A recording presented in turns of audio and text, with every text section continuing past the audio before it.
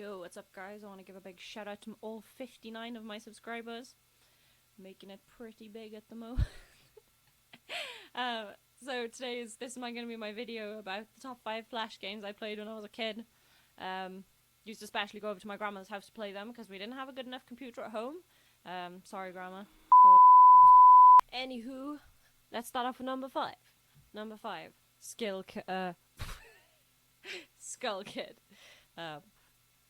You just have a chainsaw and you carry on going left. Pretty much the whole game is just pressing left. And then I think, if I remember correctly, I think spacebar is to just hack away with a chainsaw. You cut the tables up, you cut the guys up, you kill the people, there's blood everywhere. When you're a kid, it's class. It's just really good. Used to play it with my brothers and everything. It's just so good. I mean, really, I would consider that a bop. You'd have to. Number 4! What's that, other me? Did you say number 4 is Dynadash? Well, then you'd be correct. It is. Yes, it's Dynadash, the game where you feed people with red and blue hair and try not to fail the game by disappointing the customers.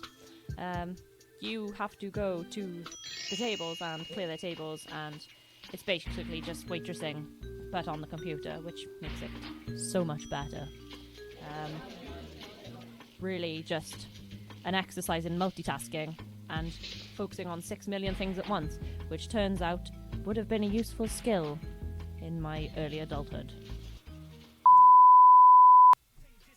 Now, if you've ever wanted to humiliate your siblings and friends by kicking and shooting them until they're dead, this is about as close as you're going to get, because coming in at number 3 is Matrix Bullet Time Fighting, a game that everybody played between the ages of about 7 and 14. It was awesome. I think when I was in year 7, when they'd have, where you'd have those computer lessons, but you don't actually do any kind of work at all, and they just kind of let you have free reign of the computer and play games online until the end of the day, where you've got like a substitute teacher in or something. This is one of those games that you'd play at those times. Just hell of a game. Just really good. There's 4 of us. I have 3 siblings. Well, at the time I only had 3 siblings. And we used to spend hours just playing this game. It's 2-player as well. One of the earliest 2-player games that I ever played. Obviously excluding console games, PlayStation, Xbox, all that sort of stuff. If you don't remember this game, then you're probably a bit young for me and my channel. But hey, it's always good to learn about this stuff, even if you don't remember it yourself. You can't really go back and play them now because Flash is dead, R.I.P. But yeah, I think we're moving on. And so that brings us on to another game, because you might think Matrix Bullet Time Fighting is pretty good. What's gonna top that? Well, I'll tell you what's gonna top that. Something infinitely more infuriating. Something that borderline makes you want to kill yourself. And it's a lovely little game called Park the Taxi. Park the Taxi was a game where you had to park a taxi in an allocated bay. But the only problem was that everything, apart from the narrow little section of road you had, was classed as an obstacle. So say you reversed and you might, in real life now, if you hit the pavement, that wouldn't be a problem. Wouldn't be a problem at all. You just go over it, it's pretty low, then you go back off the pavement, and you carry on your journey. Not in Park the Taxi, no. If you hit the curb in Park the Taxi, that's classed as crashing your car, as bad as having an actual car accident where you've turned it over because you failed the level and you have to go right back to the start again. I don't know why that's the rules, but that's the rules. I only ever got to like level 4 or 5 and I gave up. Luckily I never broke anything from frustration and anger. I kind of hate this game. I have a love-hate relationship with this game. Many times I went back to try and play it again. I never did very well. Part of me didn't even want to put it on this list, but I've put it on the list because it is so addictive and you feel that you have to do well. You feel like you have to beat this because this game is beating you down. So yeah, park the taxi, rock on. And so we come to the end of our journey. This is number 1. And if you thought we were done with waitressing, we're not done with waitressing. In fact, we've only just begun, because there's another game that I used to play all the time.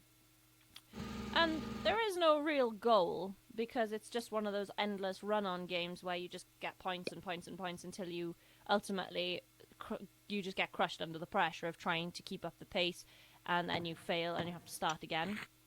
I would still start again and do it all over again, because the next game is The Waitress.